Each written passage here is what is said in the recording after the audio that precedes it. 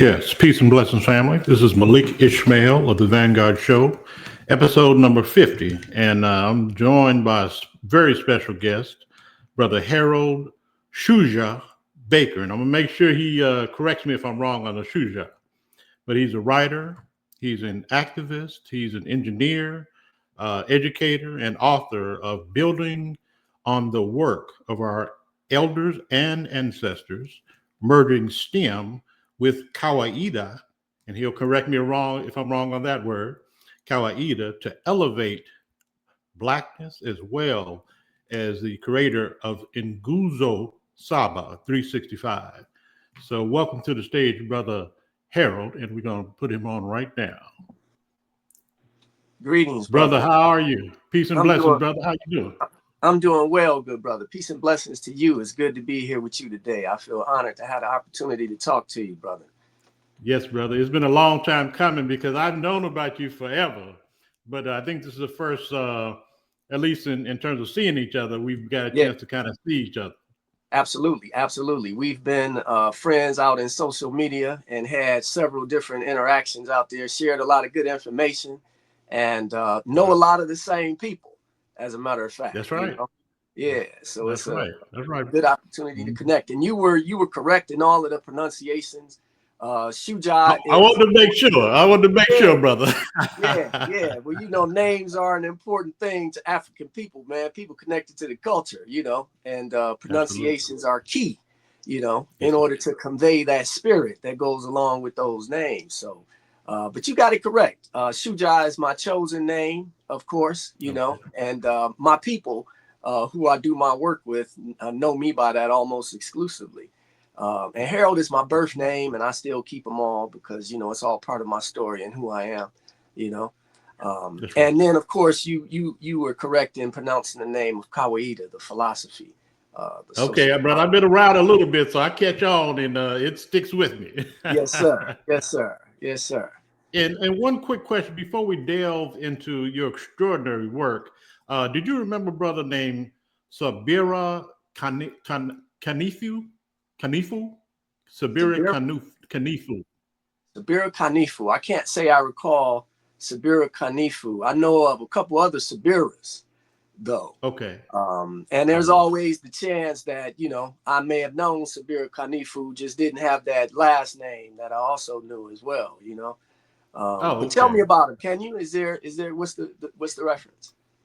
Well, what it is that when the Panther Vanguard movement we had a function at Compton College, and we gave away either 2, 3, or 5,000 bags of free food to needy families, as well as a program. And he was on the program, and he invited myself and the Vanguard leadership to come speak during Kwanzaa.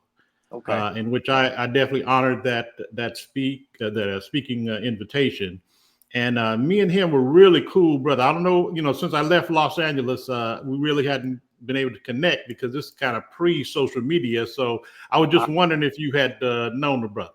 Oh, okay, yeah, I understand. No, and I have crossed paths with that good brother, but that's an excellent program that you describe in there, and it's always good to know people know of and know people doing good work like that.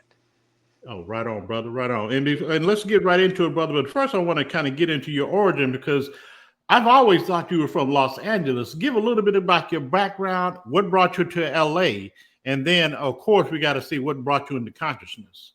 Yes, indeed. Yes, indeed. Well, of course, my story begins in Detroit, Michigan. I'm born and raised on the east side of Detroit.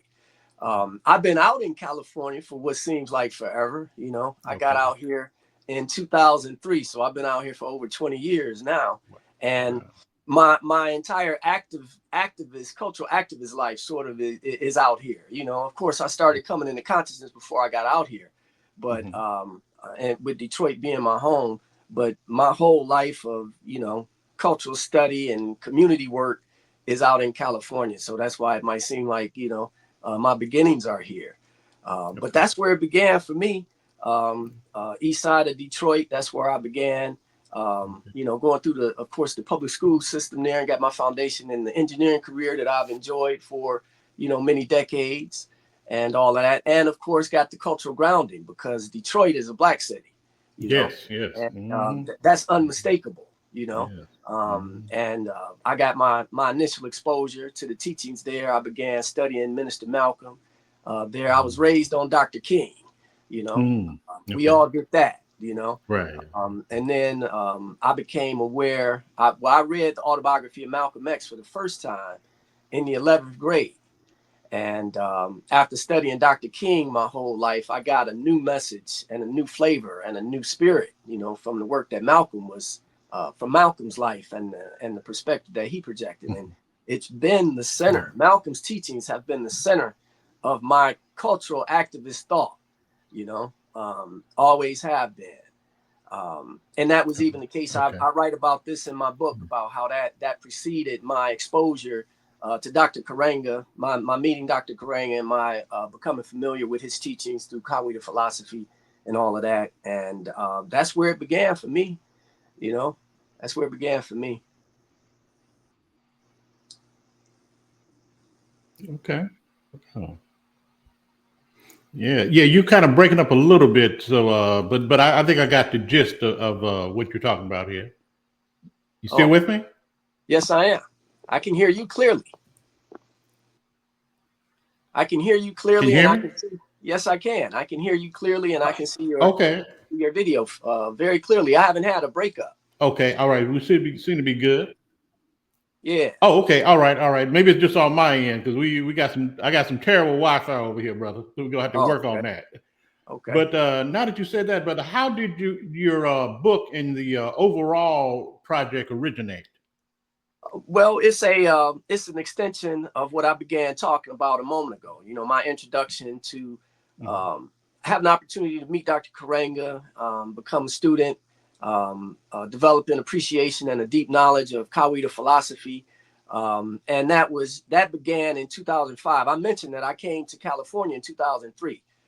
When 2005 was when I had opportunity to meet Dr. Kawaida, talk to him for the first time, and be inspired by the wisdom that he shared. You know, had the opportunity to talk to him to find out what the foundation was of the message that he was bringing.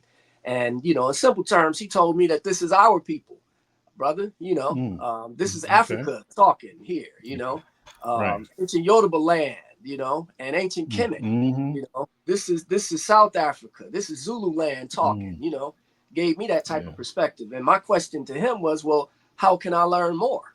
You know, and that led to me taking my first class with him at Cal State Long Beach in spring 2005. And I took a follow-up class with him in the fall of that year, and then became a regular at his cultural center out here in Los Angeles. And eventually I was a member of the US organization for about 5 years. So I got deep into Kawaida studies, you know, had a deep appreciation for the work that I thought Dr. Kawaida had brought forward and was putting together. I had a deep appreciation for its call for continuous development, you know, and the need for other people to make contributions to help it reach its full potential in that way. I'm an engineer, you know, been an engineer for 40 years. So I take that with me everywhere I go. And I was able to quickly assess that there was a lack or a need, I should say, for that scientific or engineering perspective there, you know. So I was excited about the potential that I could add, that I could bring to it, and all of that. So without boring you with all of the details of that, you know, that led to a good relationship with Dr. Kawaida, a longtime student of his.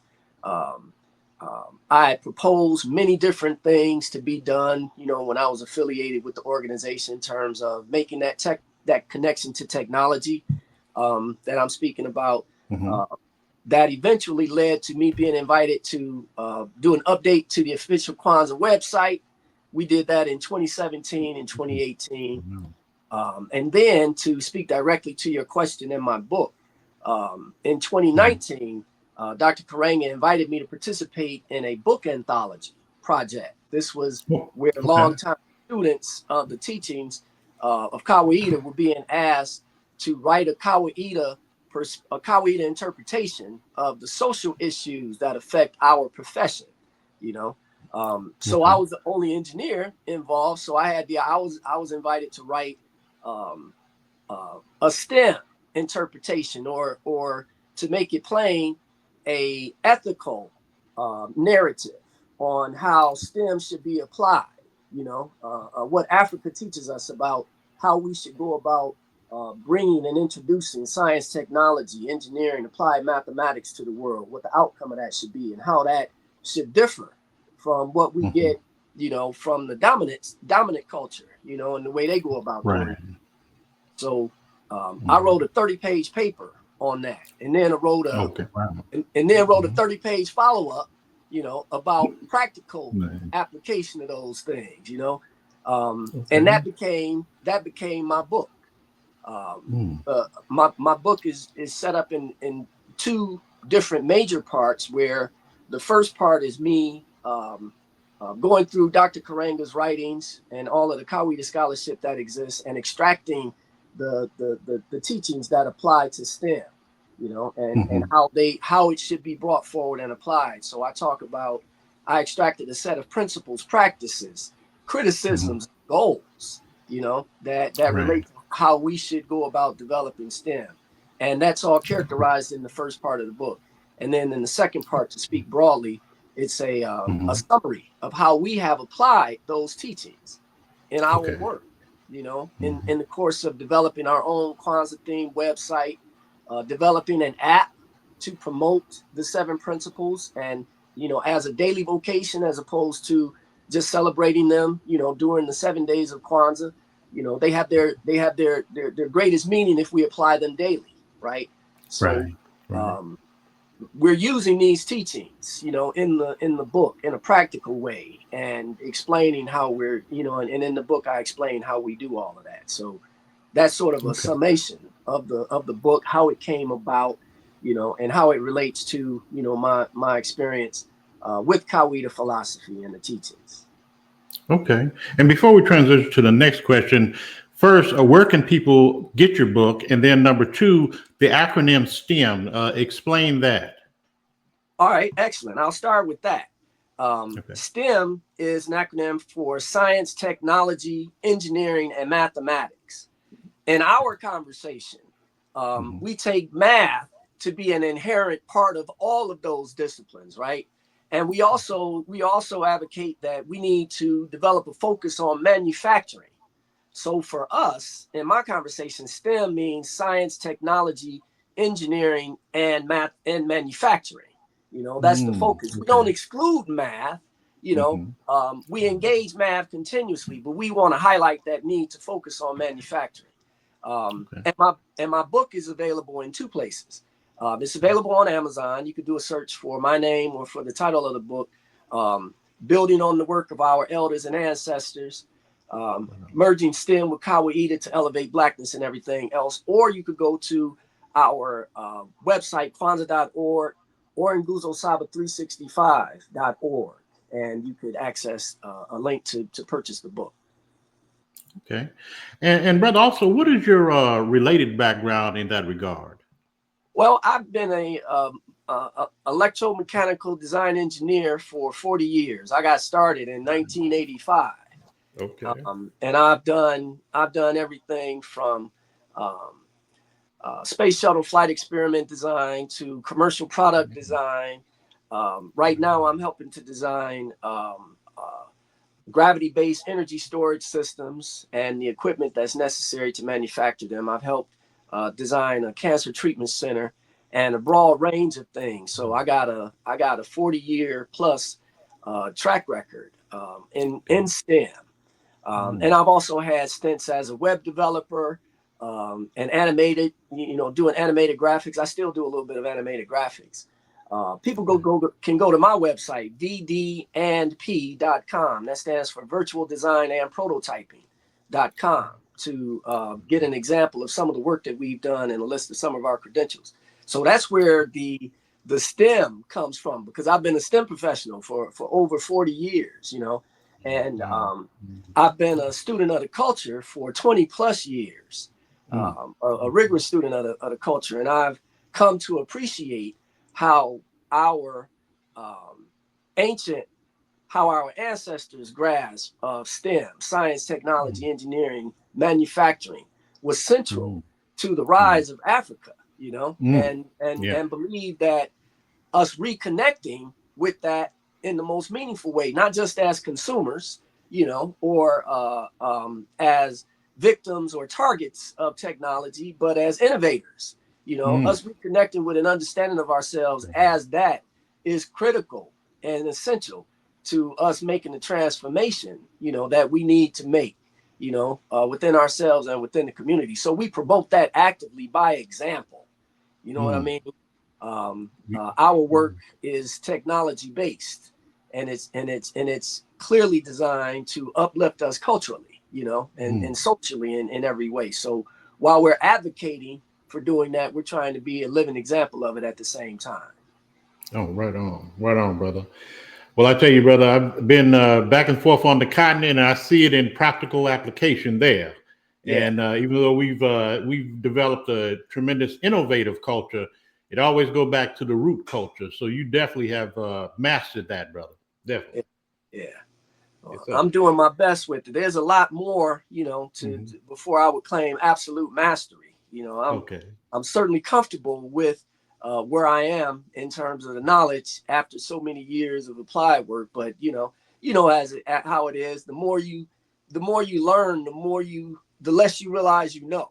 You know, exactly. as Right. it goes. So I'm like you, brother. I'm humble with the knowledge and keep pursuing it. You know. I'm humble too, brother, but my wife will say different sometimes. yeah, for sure. Yeah. Well, next question, but I wanted to see what are your primary objectives, or what do you hope to accomplish through this effort?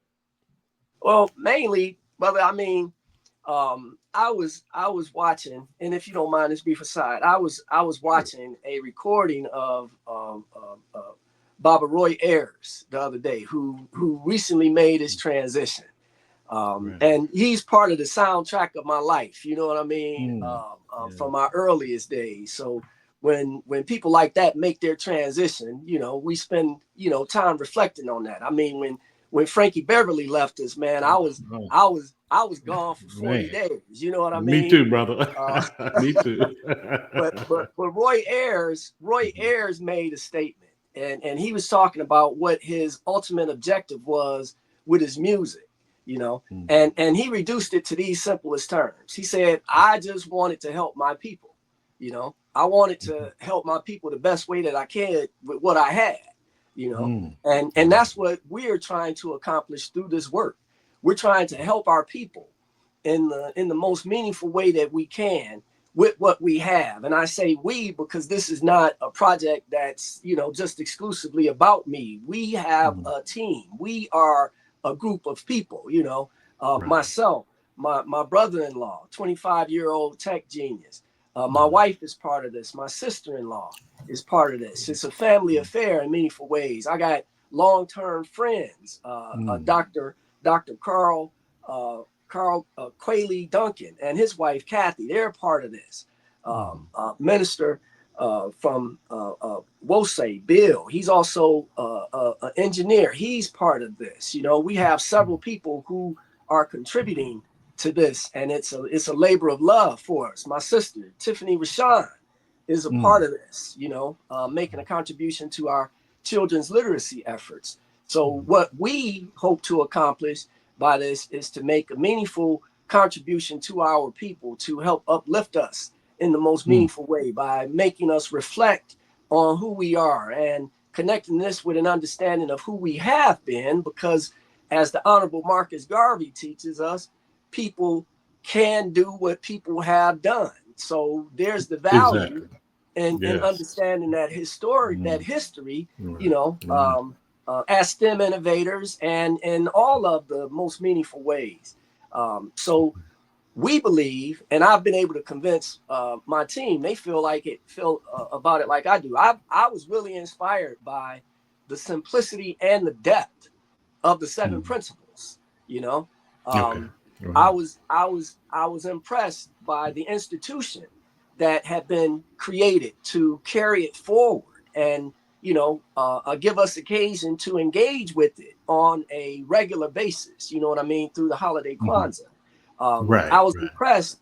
I was impressed that the teachings, while they certainly have been linked to an African foundation, they are ultimately universal, in their meaning and in their application. So any good human being can see the value in the 7 principles as they're constructed. So, and I also felt that that they had not yet been packaged, so to speak, or presented in a way that had the opportunity for the biggest response. Like when you go out on the internet and do a search for Kwanzaa, the 7 principles, you find, the official Kwanzaa website, and you'll find a few other, themed websites. But for the significance that the holiday and the teachings hold for me, I didn't feel like there was adequate representation out there for it, Right. So we wanted to develop, we wanted to use our command of the technology, to merge the most current technology, with the teachings in the most meaningful way, and create the biggest possible engagement with it. We wanted to expand people's understanding of it and engagement with it in every way possible, by connecting it with modern technology, by talking more broadly about where the holiday came from, and the people who helped bring it into being, by addressing some of the things that limit people's engagement with it, and purposely cause people to walk away from it, or to speak against it, those things. So that's what we were trying to do, with it, and what we hope to accomplish. Okay, right on, man. Wonderfully said as well, brother.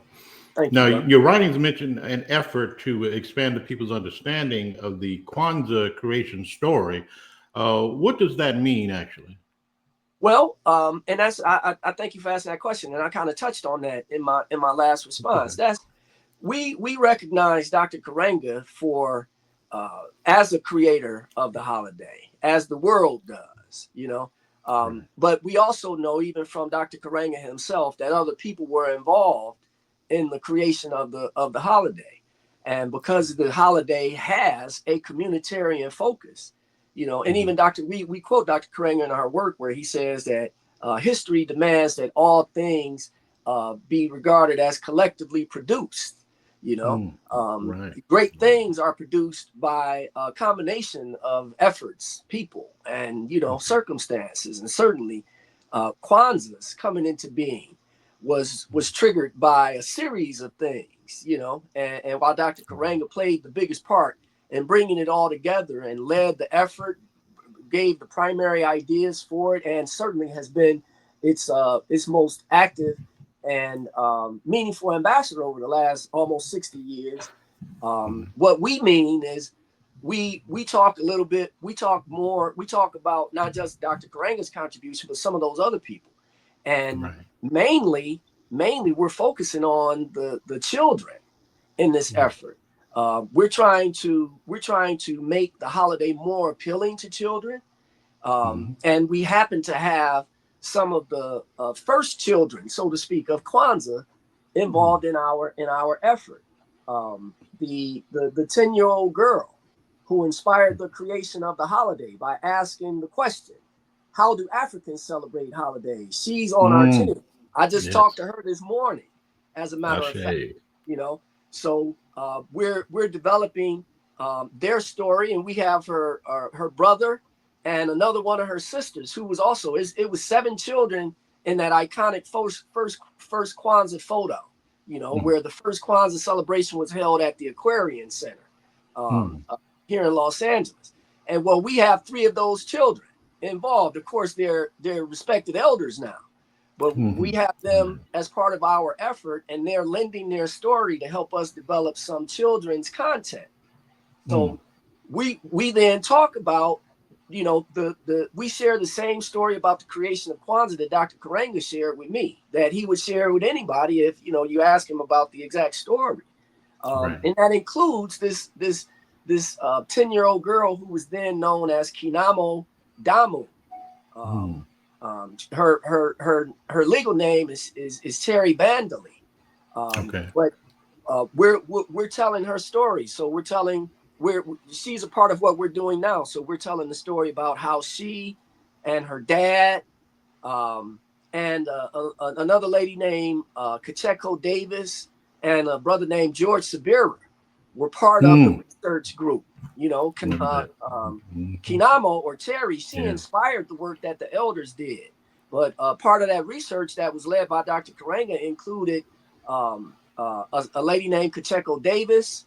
It included Kinamo's dad, Ngao Damu, and it also included, and in fact was organized by a man by the name of George Sabira, who wrote a series of books on Black economics in the 1980s, by the way.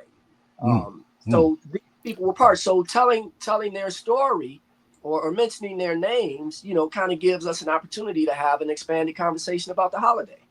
Certainly, when we talk about the children's contribution and how, you know, the early focus was on not causing the children to miss out on the holiday fun.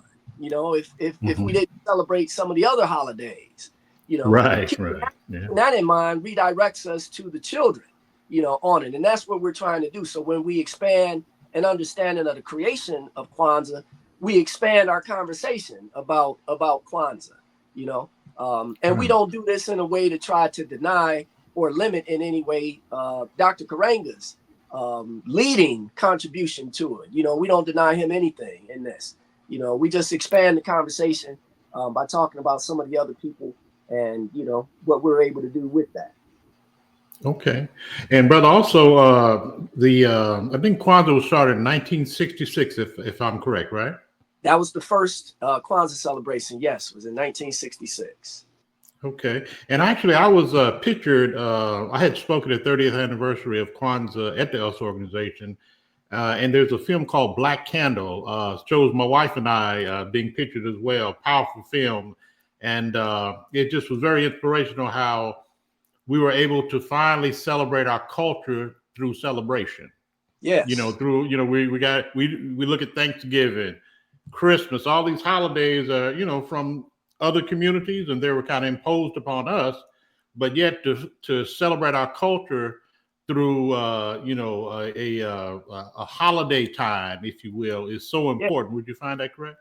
Oh, I agree. As a matter of fact, I alluded to that in my earlier comment. That was one of the things that I appreciated about the NGUZO SABA, and it's not only the work that had been done to promote it up to the point when I encountered it, but the potential that it had. You know, being connected with the holiday in that way, and having that institution, you know, that celebration, you know, to be able to engage it, I thought was brilliant, and also a great foundation to begin working to make it a 365-day vocation. You know, we got this 7-day celebration coming up every year.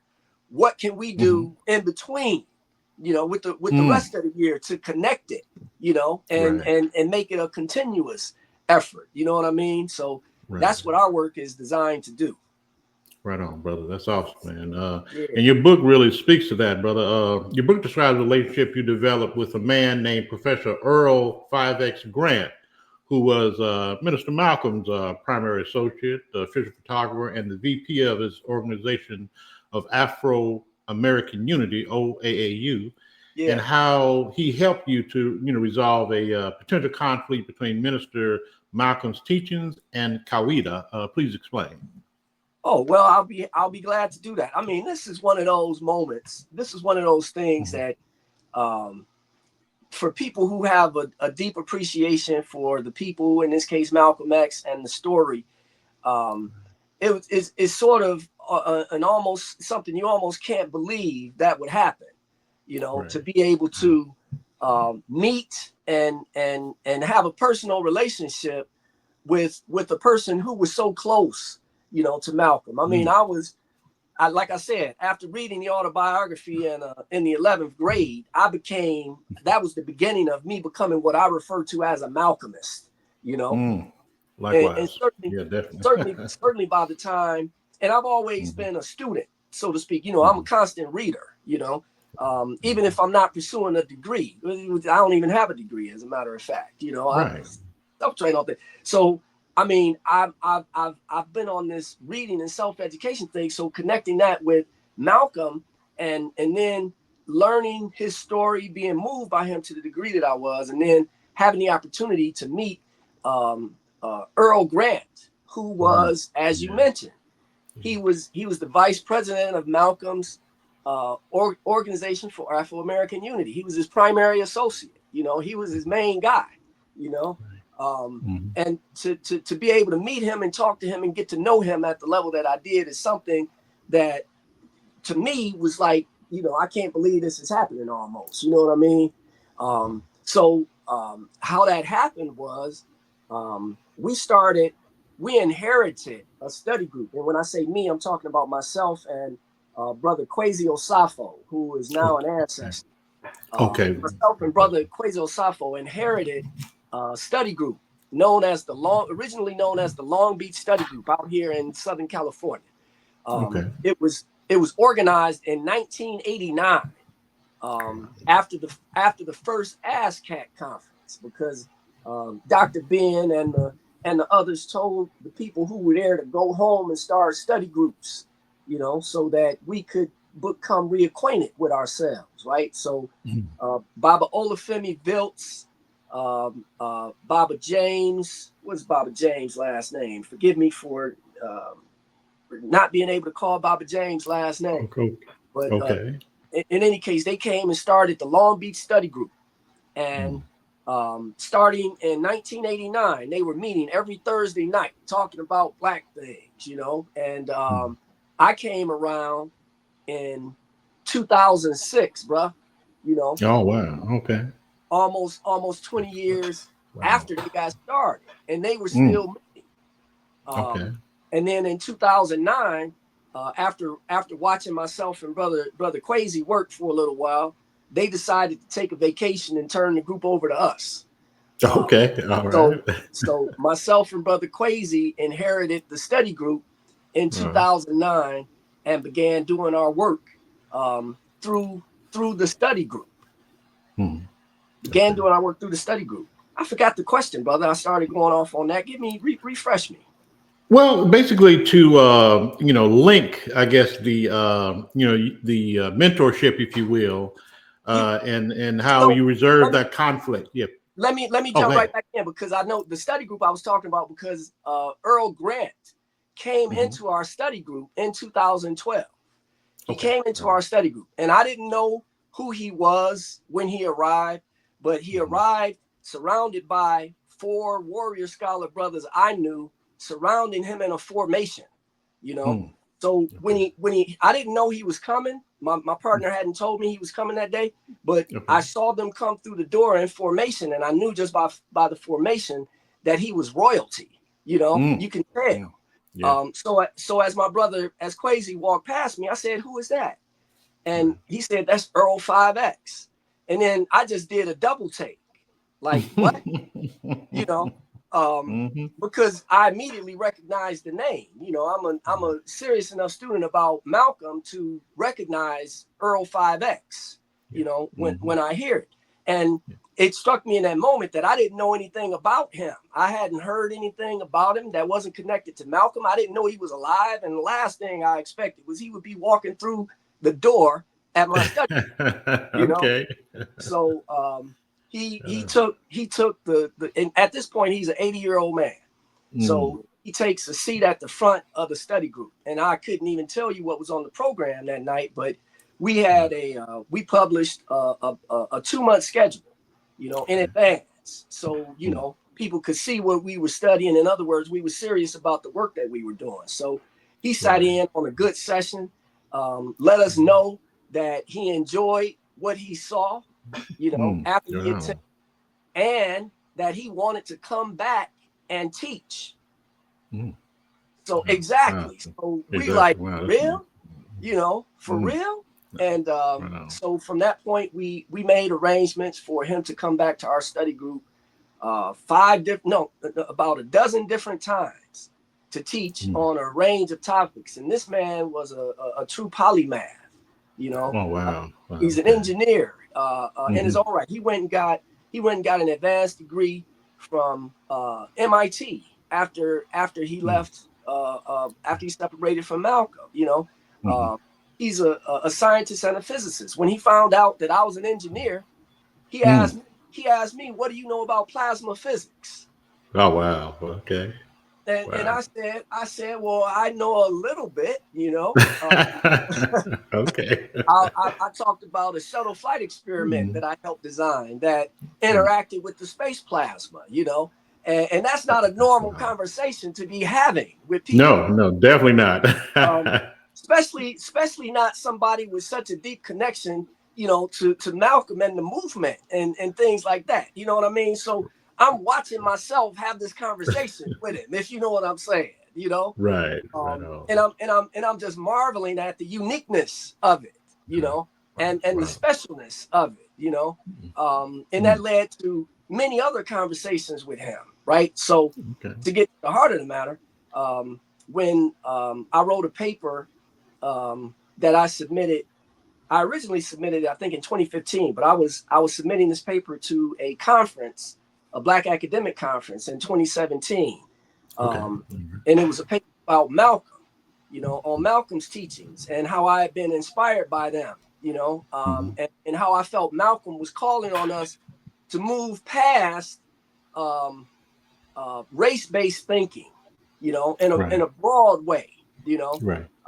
and I wanted, since I had made this connection with Professor Grant, and I had his phone number, I figured that before I go and present this paper and have this conversation about my thoughts on Malcolm's teachings, why don't I have a conversation with Professor Grant about it? Right. To see what he thinks, get his critical take on it and everything, So I called and asked, because he was actually living with a friend of mine out here who was his primary associate, looking out for him as an elder, brother, much appreciated, brother Tahuti. So I got to go over to his house. I sent him the paper in advance. It was, I think, about a 9-page paper. He read it in advance. When I got there, he was prepared for the conversation. So we had an hour and a half conversation about my paper. And I was centering, my work was centering around Malcolm's teachings from Mecca, the letters that he wrote, calling on us to advance our thinking, so so that then speaks to how he helped me resolve what I described as a potential conflict between Malcolm's teachings and the teachings of Kawaida. And what I mean by that is that from Mecca, Malcolm was telling us that we need a new system of reason and logic. We can't use the oppressor's logic to defeat the oppressor. You got to have different strategies. Certainly not. You got to have a different strategy. That's right. So he was specifically advising us to evolve beyond the propaganda, generally speaking, but also propaganda of race-based thinking. There's more to it than just the color of somebody's skin. And that's not hostile to the idea of blackness or anything. It's just to say that if we want different results in the struggle, we got to try something different. We can't keep doing the same thing over and over and hoping for a new and better outcome. So in Kawaida, though, Kawaida is grounded in what Dr. Karenga refers to as unbudging blackness. Okay. All right. So for a time, I was concerned that as much as I was, believing in the NGUZO SABA as the path to lead us, to greater things, I was also had a concern that Kawaida's grounding in what Karenga refers to as unbudging blackness might limit its effective as a forward strategy. You know, I thought Malcolm was calling on us to evolve in a different way. So what then happened was that was part of that paper that I wrote. That conversation and addressing that concern was part of the paper. So I had the opportunity to talk to Professor Grant about that as well. And he shared his perspective on that, he thought I was correct in my interpretation of what Malcolm had been teaching us. But he was able to explain that even then, Malcolm advanced that, but he knew that there would be problems to people embracing that. And that's even written about in his autobiography, that he understood that the people would be reluctant to accept, you know, some of the new things that he was teaching. And Dr. Grant, as we came to refer to him, Professor Grant got me to see that, to put it in the simplest terms, borrowing from Kwame Nkrumah, you got to meet the people where they are to build on what they know. And our people are grounded in an understanding of ourselves as Black people. Now, we're not going to change that, he said, anytime soon. And it would take something very dramatic, he said, to happen in order for us to change that. So you gotta meet the people where they are. So what that then caused me to do was to look deeper at Kawaida, or look back at Kawaida. And that made me recall that in Kawaida, Blackness isn't a racial idea. Blackness is an expansive cultural idea. Right? It's not. I mean, what I was railing against was this diminished conception that of ourselves that we get through race. You know, and I did this sort of as an exercise, brother, in my study group. I would ask Black people, what does it mean to be Black? You know, what does your Blackness mean? You know, just as a way of having our people share their heart, what they think about themselves, because our motto in the study group was, what you'll do for yourself depends on what you think about yourself, and what you think about yourself depends on what you know about yourself. And what you know about yourself, brother, begins with what you call yourself. So who are you, and what does that mean? You know, that was our regular question, you know. And in asking people what Blackness means to them, what we found was that a lot of us carry a diminished conception of what it means to be us.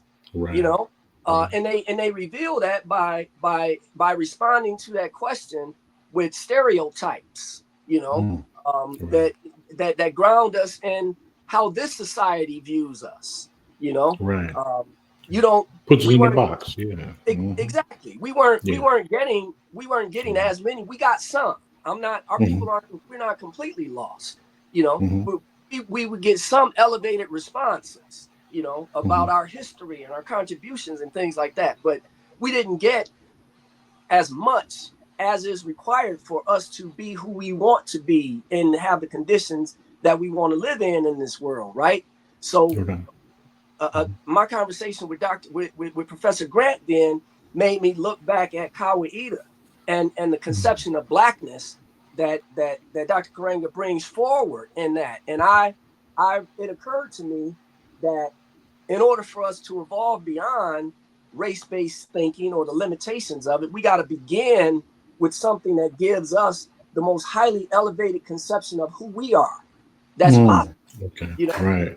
So when I accept the irrefutable fact that our people are grounded in Blackness and very comfortable as Black people, well, then if we're going to elevate, well, then let's connect with the most elevated conception of Blackness that's out there, you know, and makes sense. And let's use that then, you know, to help to elevate us, you know. So that then explains, you know, how this connects with that, because Professor Grant was able to help me see that what I thought may have been a conflict in the teachings between Dr. Karenga and Minister Malcolm wasn't really a conflict at all. It was more a question of perspective, you know, from the way that I was looking at it.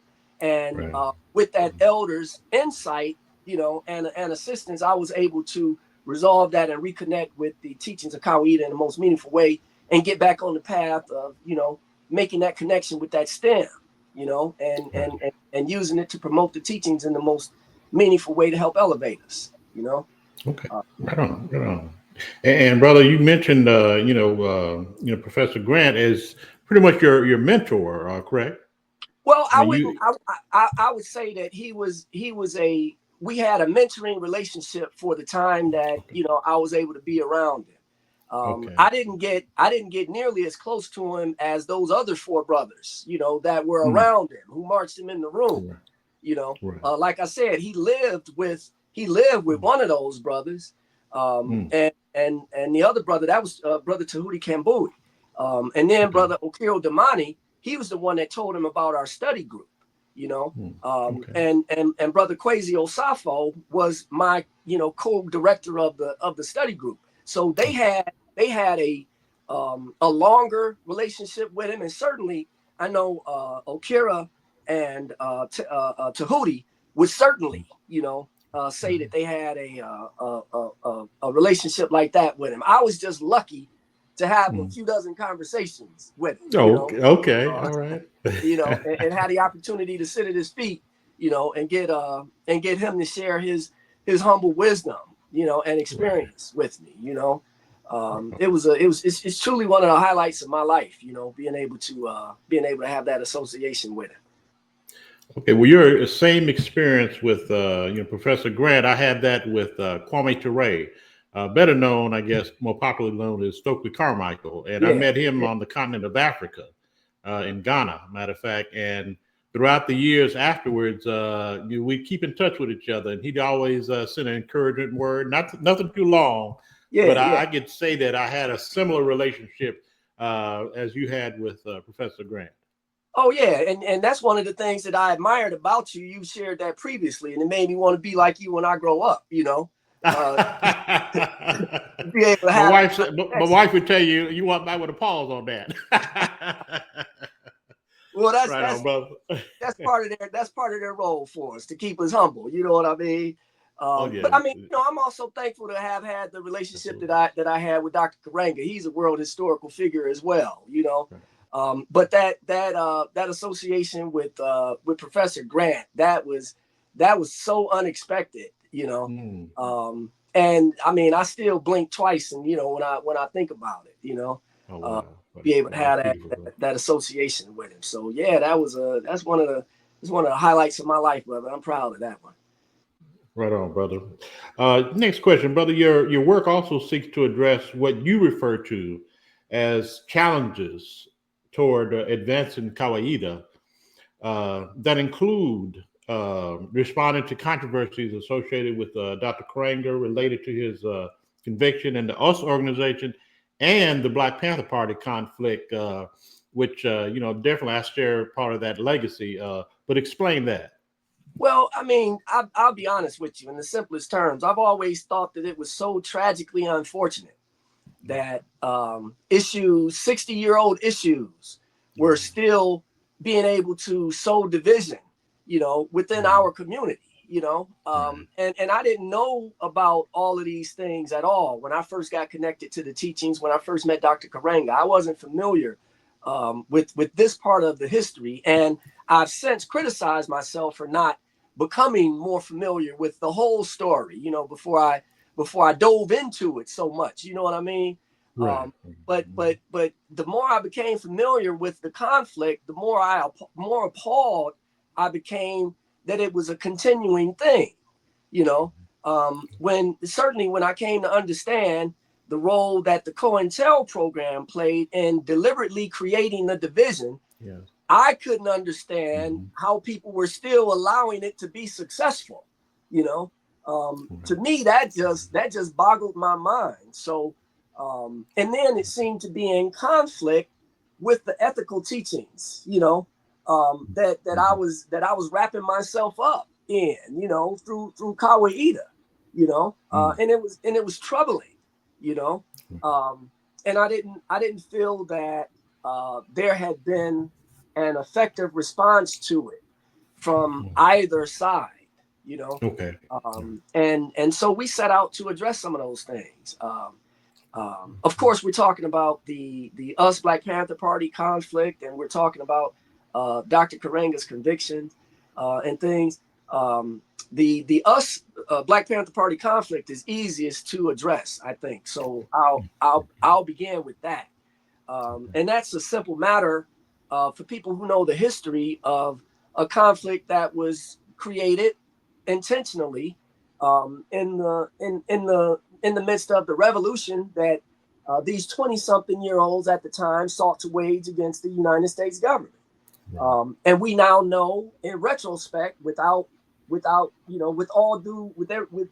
praise and respect to the people who waged that battle on our behalf, that the government was much better at that type of thing and much more equipped, with the tools and the resources, far better than we were on our side, and we suffered a range of losses as a result of that. With organizations being infiltrated and all types of things happening. So there was conflict that led to the loss of life and all of those things, but it was instigated, right?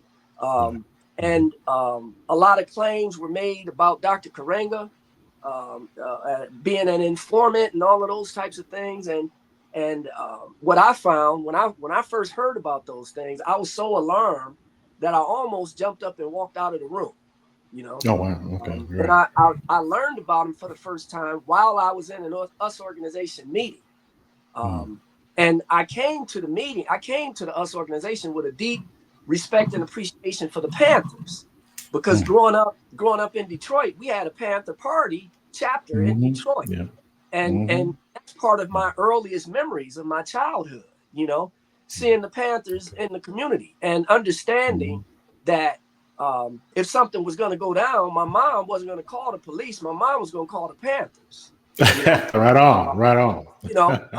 That was how it was, in the community back then. So I came to the organization with an appreciation for them and what they had done, So when I heard these accusations that Dr. Karenga had been accused of, being an informant and all of this kind of stuff, I was alarmed. I was rocked to my core, because here I am sitting in, the organization meeting and everything. And, my first thought was, if this stuff is true, I can't be a part of this, but then it occurred to me that I said, if it's true, I don't know if it's true. So, instead of jumping up and running out, what I need to do is use my ability to look into things and find out what this is all about. So I then did my own research, looking into the claims and everything that was said that he was supposed to have done and all of that, and I came to my own conclusions that two things were true. One, a whole lot of that stuff was lies, and then two, some of that stuff was just stuff that goes down in days of war. You know what I mean? Right. There are things that people do when they're in that moment that people who aren't in that moment are in no position to judge. Right. And I certainly don't know how I would have responded to some of the things that were happening at the time. And I know that when we've engaged in our battles, within our neighborhoods and stuff, we did certain things, in battle. That's just part of what you do when you're in battle. So I say that to say that I didn't find the same fault that people were laying on Dr. Karenga. In fact, the brother, what is his name? Clee Shaheed Sloan, formerly known as Clee Bone Sloan. He produced the documentary film called Bastards of the Party. I think it came out in 2009. And in that film, he shared a similar journey. He shared how he had been raised, because he was raised out here, and he was either Crip or Blood. All due respect, I wish I could remember which, but I can't. I just know that he was part of that, and he did the documentary to figure out where all of that conflict came from, and it took him back, to the Us Black Panther Party conflict and the gang warfare and stuff from the 60s, as a foundation to it all. And in that film, he examined the accusations made against Dr. Karenga in a manner that I was doing, to see if there, because he had been raised to accept him as truth, and he mentioned that he always had, but he had occasion to have conversation with Geronimo Gijaga, yes, who, of course, was the minister of defense of the LA Black Panther Party when all of this conflict was going down. And he explains on film, even has Geronimo on film in that documentary saying, nah, all of that stuff they're accusing them of, that ain't what really was happening. That's all part of the myth, that's all part of the myth. And that's all part of the deliberate stuff that was done to create the confusion. And it's still working. He didn't say all of that, but this is what you infer from all of that. It's working. So Brother Clee was able to see that and recognize that he needed to adjust his perspective on things. And that's the same insight that I gained when I looked into that all of that stuff ain't what it seems. And you got somebody's uncle's cousin's brother who knew somebody who was a neighbor, back in the movement in the 60s, who are telling them things, and people just passing these rumors and myths on, and it's continuing to have the same divisive impact that it was intended to. And in my judgment, nobody who's serious about our people should be okay with that, So we have sought to address that. The question about Dr. Karenga's conviction is a little bit more difficult to address because of the fact of the conviction. But we engage that not from a perspective to try to deny that it happened or claim his innocence. We engage it from a perspective of, well, if the conviction is what it claims to be, and he's guilty of what he's been accused of, what does that mean to us here 60 years later? What does that mean to us after he has served, I think almost 5 years, almost 6 years, or 6 years in prison for those things that he was accused of? What does that mean in relation to the 60 years of rigorous scholarship that he has developed since then?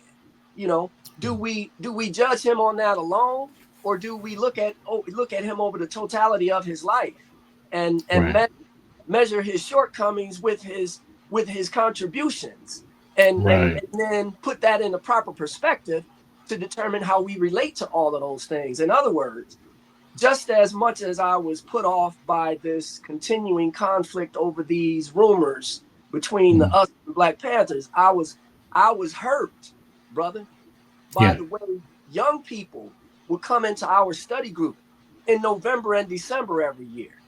And while we're trying to have a conversation about the depth and beauty of the 7 principles, they say, well, we're not interested in that.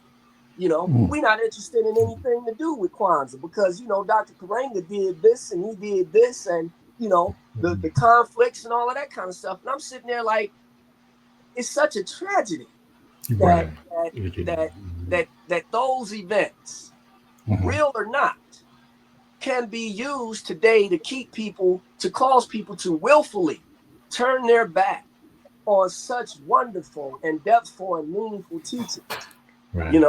So we decided again, then that needs to be addressed then. And this conversation needs to be had where, the people who raise these concerns need to be challenged, on what is the real relevance of these accusations that are being made about Dr. Karenga, to the holiday. What is the relevance? Maybe connection to it. Kwanzaa isn't the Dr. Karenga holiday. It's a holiday that celebrates, our history, community, culture, all of those things. Is much deeper than that, So we challenge the people who limit it to that, but at the same time try to expand the conversation, that's another one of the reasons why we talk about the people who helped Dr. Karenga create the holiday. It's not just the Dr. Karenga holiday, that's not to diminish the contribution to it, but it's to say that it's bigger than all of that, I know. Well, brother, I also want to add that, of course, I was part of the LA cadre with Kwaku during that was the second wave of it, if you will, of the Panther movement. With Sharif Abdullah, with B. Kwaku Duran, who was the coordinator of Southern California chapter, and then a lead co-founder of the Panther Vanguard, which I was a part of. And during that time, we, again, I mentioned about the brother who invited me to the US organization, and then also Kwaku and Sharif both spoke there as well.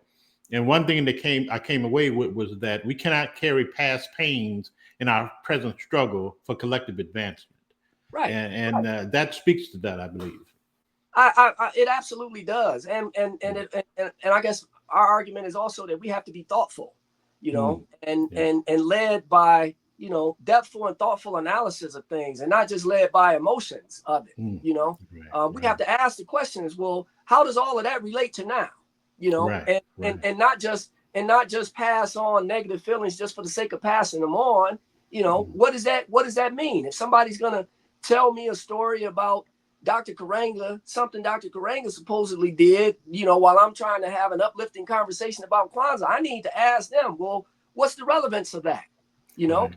How does that relate to this? And what's your point for sharing that? Are you sharing that with me to somehow diminish the depth and meaning of this other stuff? What's the point of that? And how do we move forward? Are you trying to uplift our people with that? Or are you contributing to some other effort? Because to me, the people who are doing the work of COINTELPRO today are the people who are still passing that division around. Absolutely. And of course, our earliest connection was through you being part of the new generation, the reincarnation of the Panther Party. And our earliest exchanges were about the need, to get over that stuff, and not continue to allow ourselves to be victims of it. So yeah, brother, we like-minded on several of these related points here, Absolutely, brother. Absolutely. Again, there's an old African proverb say, polluted waters will cleanse themselves as long as they keep running. Yeah. Keep doing the work. Sir. And, if we make recognize the need to make our own contribution, Franz Fanon and Wretched of the Earth, which is a sacred text for us, said that every generation must, out of relative obscurity, discover its mission and either fulfill it or betray it, and I see this as representing my generation's contribution, to carry the work forward. Dr. Kawaida and the original Panthers and all of them, they made their contribution, and to the extent that they have or have not resolved all of the conflict issues, leave some work for us to do, in the next generation. And either we can sit up and point fingers and talk about what could, should, and would happen, or we can be an active part of it, and of course, that's where our paths first crossed on all of this, and continue, because this work represents a continuation of that. Right on, brother. Beautifully said as well, man. Now, what is the status of your new mobile app, NGUZO SABA 365, the online community mentioned in your work? And do you have plans to expand the function and content of those platforms this year or so? What is your focus? Absolutely. Well, I'm glad you asked that too. We are actively working on building on that. This all came about. We started on this in 2023. And at that time, it was part of a 3-year plan leading up to the 60th anniversary of Kwanzaa. And what we envisioned was adding to the work every year, so that when we get to 2026 and we're celebrating the 60th anniversary, we want to have something big and beautiful to celebrate, Okay. All right. So in 2023, we created the first version of the Kwanzaa.org website.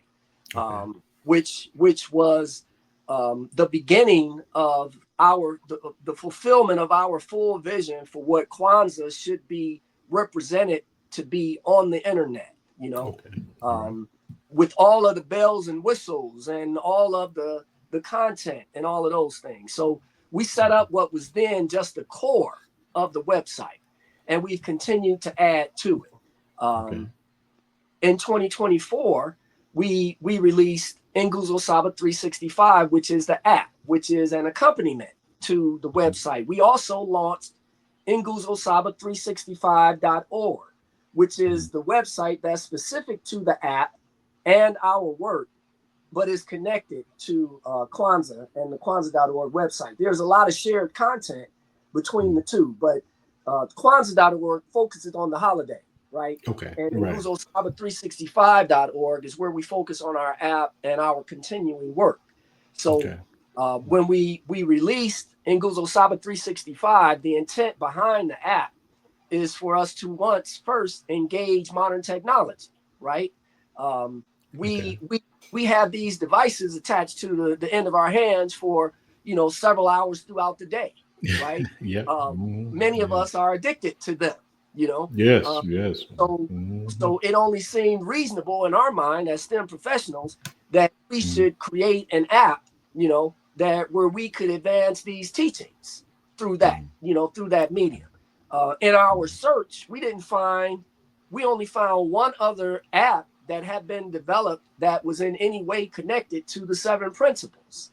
But it was sorely limited, right? So we saw a need that we could fulfill. So we created a vision for an app, and it was originally conceived to be something that would grow in stages, right? Okay. All right. We would begin as a sharing of information and sharing of daily or weekly quotes that relate to one of the principles, just so that we can have an active engagement with it. We have partner organizations around the country that we are affiliated with and are partners with us in this work. So we distribute information about those organizations and the work that they're doing also through our app. Like, for example, we have a partnership with the Detroit Black Community Food Sovereignty Network. And they operate the Detroit People's Food Co-op. So we are able to share the weekly information that comes out for the Detroit People's Food Co-op through our app. And we will expand on that as we go. So in the initial offering, and it's available for download through all of the, through the App Store and Google and all of that. You get a daily or weekly quote communication and newsletter, about what these different organizations are doing. We introduced an initiative called NGUZO SABA in Motion, where we're not just talking about the principles, in terms of what they mean, but we are highlighting organizations that are actually utilizing the principles and putting them in motion, in a meaningful way. So we share stories of how the 7 principles are being put in motion. So that was in the initial offering. What we're working on now and what we're preparing to do, we've been hosting a Saturday series on STEM and culture every Saturday from noon to 2 p.m. California time, where we share updates on what we're doing and engage different topics. Well, we're about to change the format of that and make that our working session. So instead of just doing a presentation or almost a podcast, we're going to make that working session, because we have this story with the Damu family or the Carr family, the children, from the first Kwanzaa that we have to develop into content for our Kwanzaa Kids program this year. We have other STEM-based content that we want to develop so that we can launch an update to our app and a major expansion to our NGUZO SABA 365.org website for Kwanzaa this year. So we are working on those things, brother. And in October, we're going to have a launch of a new release of our app and a major update to our website. And we're going to talk about the Carr children and their contribution to the holiday throughout the season. We're going to talk about our efforts to use NGUZO SABA 365, the app, to promote the 7 principles throughout the year during the Kwanzaa season. And then we're going to carry that into next year to continue doing our work. So that's what we have upcoming and what we're working on. Oh, that's fantastic, brother. In your book, you suggest that the applied value focus of Kawaida and the NGUZO SABA could potentially replace race-based thinking, which you talked about earlier, as a Yeah. way of understanding each other. Explain that, if you don't mind, again, or Well, expand on it. well, let me start with this: that we've been trying to organize ourselves around the idea of race for a long time, Hmm. and I think it's fair to say that we haven't been as successful as we wanted to be Right. organizing around that. So it's not that I'm hostile to the idea of blackness. It Hmm. just occurred to me that if we're going to produce better results, we need to find another way, another strategy, you know. Mm. Right. And then again, with Minister Malcolm's teachings, calling on us to evolve beyond that thinking and find something else. Hmm. Um, Matter of fact, Malcolm wrote, or Malcolm had a panel discussion at Harvard in March Okay. 1964. That was when Minister Malcolm talked about how we needed to, how did he say it? We needed to develop a new system of reason and logic Hmm. that Okay. departs Right. from our oppressor's system of reason and logic. Well, Dr. Karenga, he was just coming into prominence at that time, Hmm. studying and beginning to do his work. Well, he interpreted Malcolm's teaching not where he said we need a new system of reason and logic. Dr. Karenga interpreted that as saying we need a new language and Mm. logic, Okay. in order to do this. So I began to see Kawaida as a manifestation of Mm. that, Okay. as that new language and logic that Minister Malcolm said we needed. And I just felt that it needed to be connected with modern technology in a meaningful way, so that could be conveyed to our people. Mhm. And Okay. with Kawaida's focus on applied values, what I saw in it was a deeper and a more meaningful connection than the race ideal, right? Mm. Because Right. uh, unity, real unity, is based on Mhm. shared values and goals. You know, Right. Right. Hmm. one of the things that I Exactly. learned in our examination of how Black people understand Blackness is that we don't have a shared conception of what Mm. it means to be Black. We don't Right. have a common conception of what it means to be Black. We got a lot of different ideas, a lot of different things that we focus on what it means to be Black. What that means in practice is that we're like we're like a baseball team trying to operate from different playbooks. In other Okay. words, Right. if we don't have a shared understanding of what it Yeah. means to be us, well then Right. how can we unite around what it means to be us? You know, Right. we got different perceptions of Blackness pulling us in different directions. You Hmm. know, so that's one of the things that keeps us divided. But shared values is the basis of real unity, right? Right. There's no Absolutely. there's no disputing that. So to me, it seemed that if we focus on that, that begins by requiring that we don't just come to our community as Black people, Hmm. but we come to our community as principled Black people, Mm. Okay. meaning that we come prepared to do the types of things that will uplift our Right. community, and don't come bringing any of the things that are going to diminish our Hmm. community in any way, you know. Right. So if we unite then around those shared values, well, then that precedes over skin color, that precedes over the race idea, you Right. know.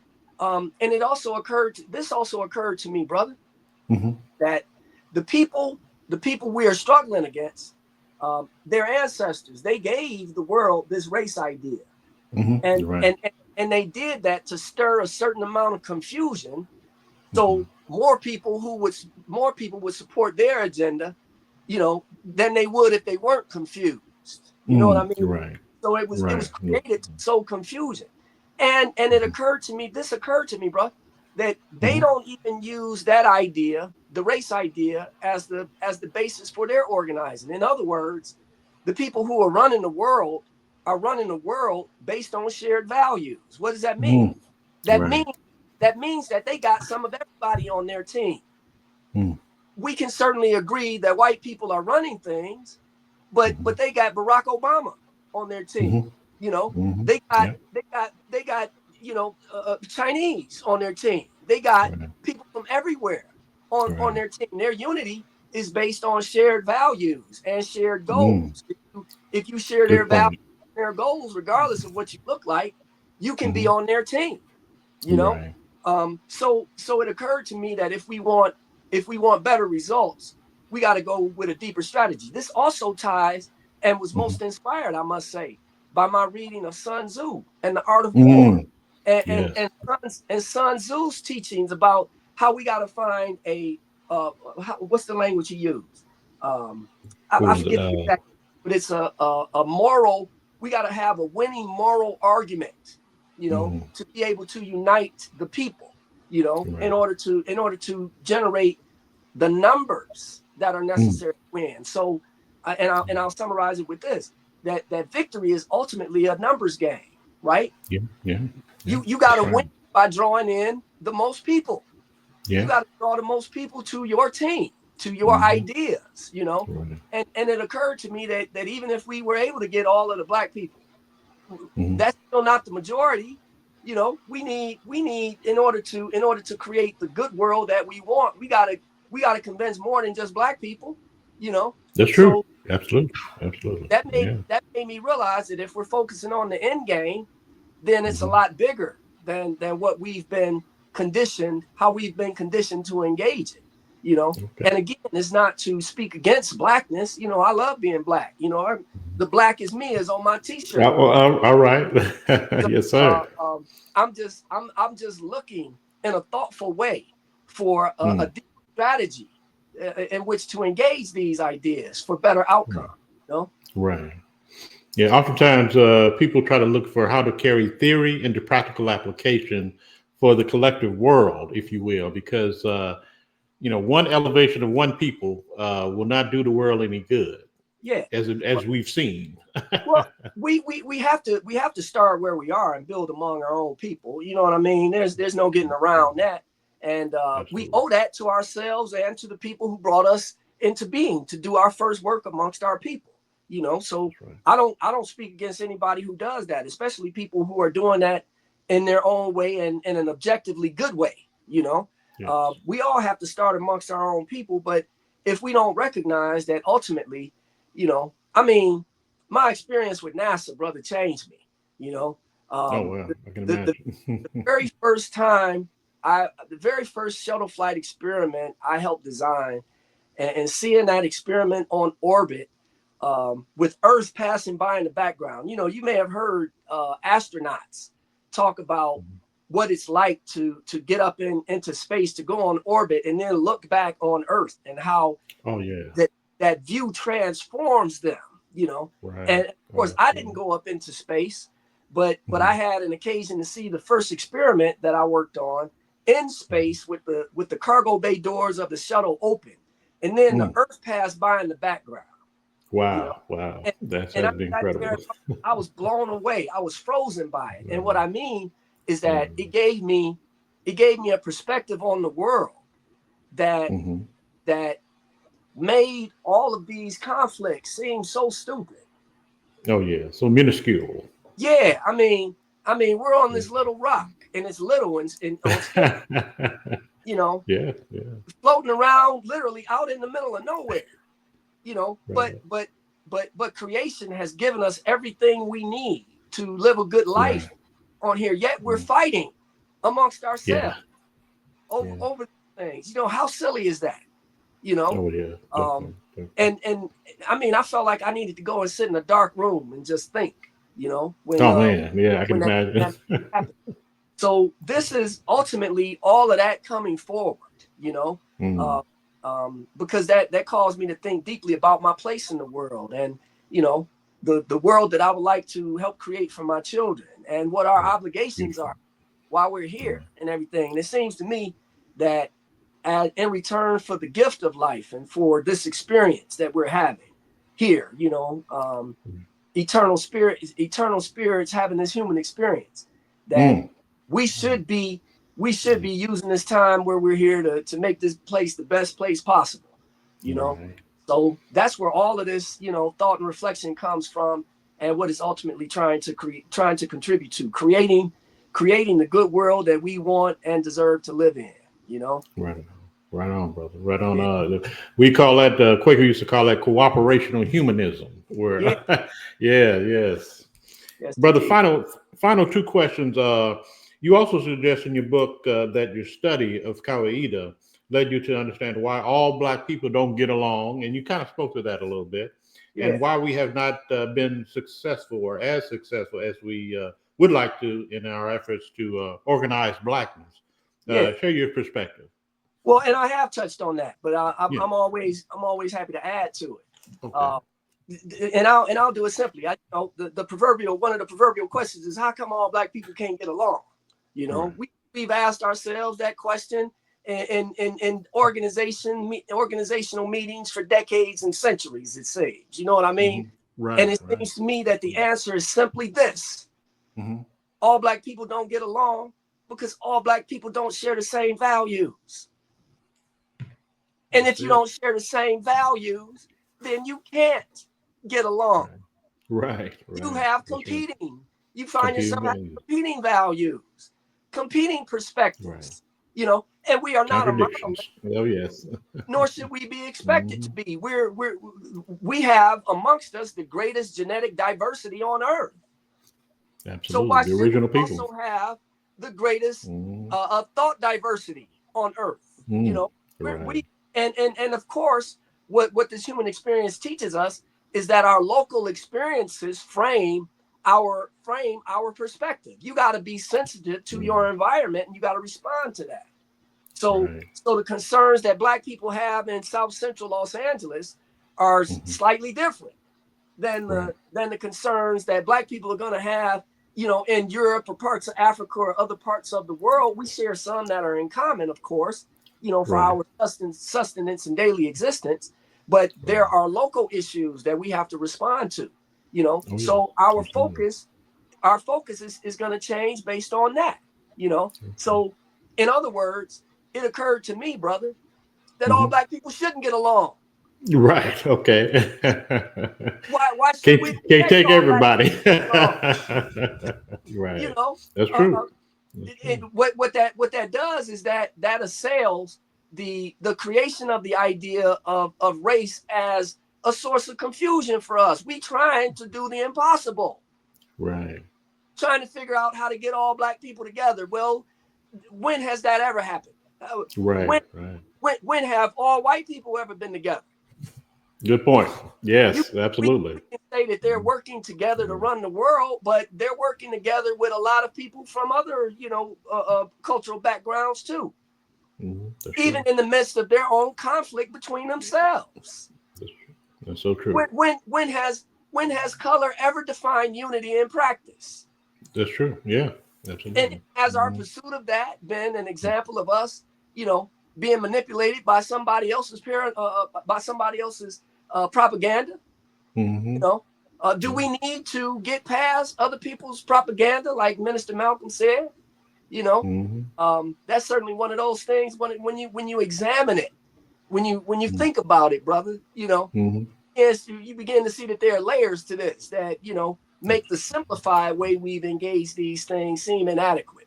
You know, Right. certainly, Right. certainly, if we're trying to think ourselves out of our current predicament and into a better situation, Right. the simplistic analysis just won't do. Right on. So Right on. Mhm. that's I mean, I could add more to it, but I certainly think that when it occurred to me that we don't get along because we don't share the same values, and Right. we're not going to share the same values. There will always be Black Democrats and Black Republicans, Yes, Black absolutely. conservatives, Black Right. liberals. There will always be that, and there Yeah. should be. You know, Mhm. and we got to build. We got to build with those people who we share values with. So that's how I see Kawaida and its focus on values, Mhm. providing a potential replacement for race-based thinking. In terms of how we organize. Right on. Certainly in our organizations, we got to be among people who share our values, Mhm. right? Right on. Right. I mean, That's right.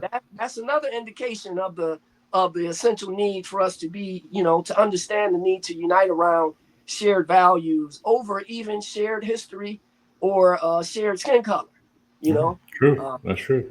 that because in the absence of shared values, those things can be debilitating. In other words, those people who look like us who bring hurt and harm to our community cause us a range of emotional and psychological and organizational challenges. Because we have a connection to them and how they look and who they are and their history and all of that. But the fact that their practice, brings harm to us creates a conflict for us. Sometimes we want to turn them over to the system. Yeah. Other times we got to figure out how to deal with them internally, but they pose a problem for us. Right. People who don't share our values pose a range of problems for us, whether they're inside our community or outside our community.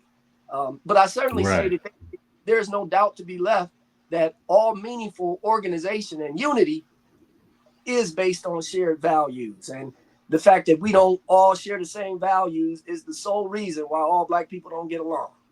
Mm. Wow. Well said, brother, as always. And what I want to talk about too, in conclusion, you have so much going on.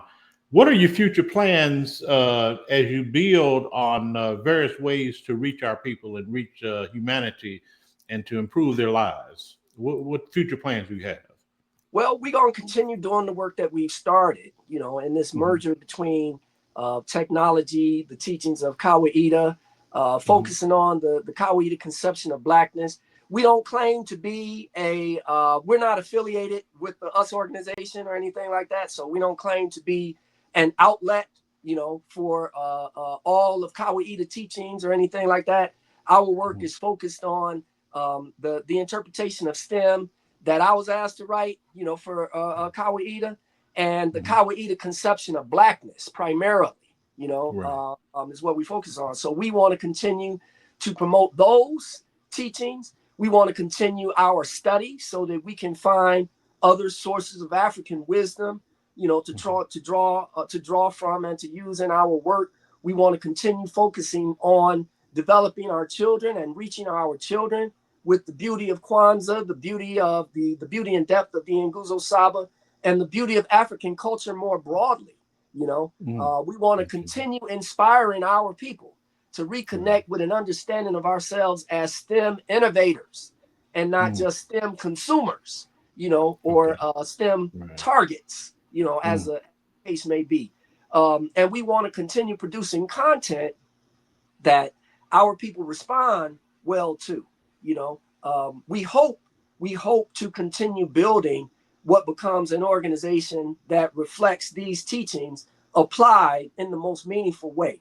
I'm going to be working this year on texts related to the principle of Ujamaa, cooperative economics. Correct. Um, That's right. that Mm-hmm. in addition to the STEM area, that's one of the Mm-hmm. areas in Kawaida that I think is underdeveloped, right? We Mm. don't have Okay. meaningful examples of Ujamaa being applied, where Right. we got, Black businesses that are in existence and working in a collective way that represents the principles and the teachings. That's not to Mm. say that there aren't organizations that are representing Ujamaa.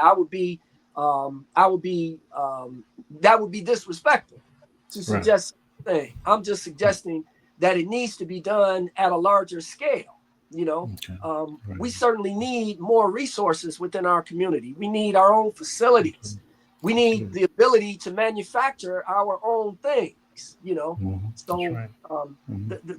we're intending to continue promoting all of those initiatives, Brother Malik, and doing our best to be an example of it, and grow our organization, the African Restoration Project, as we continue doing exactly those things.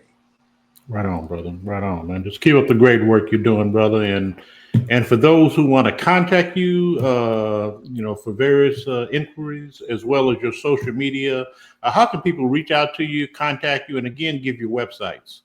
Websites are kwanzaa.org, NGUZOSABA365.org. And I'm Harold Shujaa Baker on Facebook and Instagram. Let me see what else.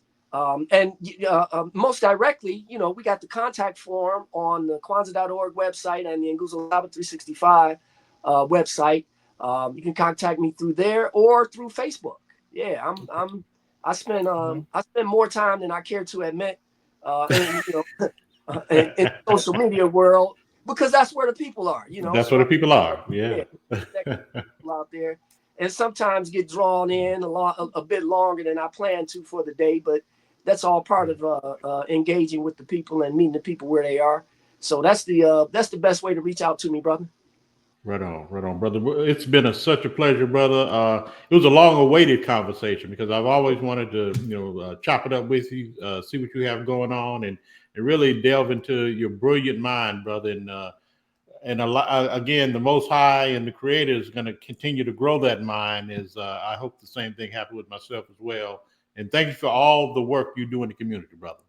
I appreciate that, brother, and likewise to you, man. Yes, indeed, it is a long-awaited conversation, and I look forward to the next occasion. I'll keep you informed on the work that we're doing. Certainly, I'd like to come back and Oh, absolutely.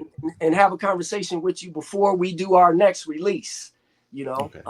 And let you know about that and be able to show some examples of that. But I thank you too for the work that you're doing and for the opportunity to have this conversation with you today. Oh, thank you, brother. And I greet you, brother Baragani, and I'll talk to you real soon, man. Asante Sana and Tutawanana, my brother. Yes, sir. You take care, brother. All right. Peace and blessings. Peace and blessings.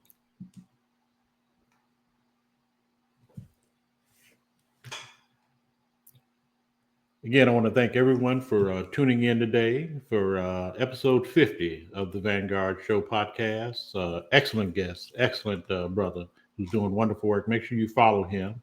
I'm going to take a little hiatus, got to deal with some personal and some personal issues and plans, work on some projects I have working on. But again, we'll be back probably in a couple of months, actually. And I also want to shout out before I get off here, Brother James Tracy, who has the book Southern Panther, Conversations with Malik Rahim. I'm one of the contributors on that book. The release date is April 1st of this year. Make sure you go check it out. I'll be headed down to New Orleans pretty soon for the book launch. But again, shout out to James Tracy and the other contributing authors that are part of this particular project. So I'll see you real soon. It'll be a short hiatus, but look forward to seeing all of you again real soon. And if you see the video, make sure you share, comment, and just really get this great information that Brother Harold provided. Peace and blessings.